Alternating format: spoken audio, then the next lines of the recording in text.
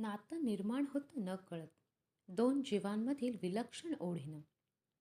नात्याला प्रत्येक नात्याची जाण हवी, तरच ते फुलतं, बहरतं, एकजीव होतं. नातं ही हळुवारपणे जपायची गोष्ट आहे. यात भावना आहेत, प्रेम, राग, भांडण आहे. ती जपण्यासाठी दोन्ही बाजूने प्रयत्न व्हावा लागतो, मोकळेपणा असावा लागतो, समजून घ्यायची तयारी लागते.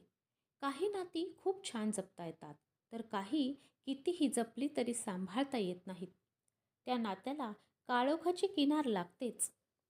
खरं तर काळोखाला प्रकाशाचा एक तिरीपही पुरेसा असतो, पण नात्याला तो अपुरा पडतो किंवा दिसतच नाही असं म्हटलं तरी चालेल. काही नाती निनावी असतात, काही नाती क्षणिक ठरतात, कधी चिरकाल टिकणारी असतात.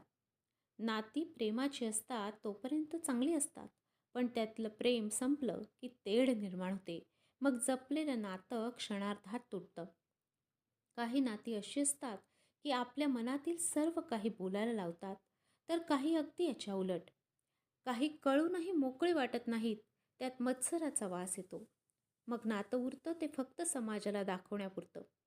नात्याला दोन झालर असतात, सुखाची दुःखाची. सुख काय कुठल्याही नात्यात दाखवता येते, पण दुःख मात्र फक्त आपल्या माणसालाच सांगायचं असतं, जवळच्या, खास.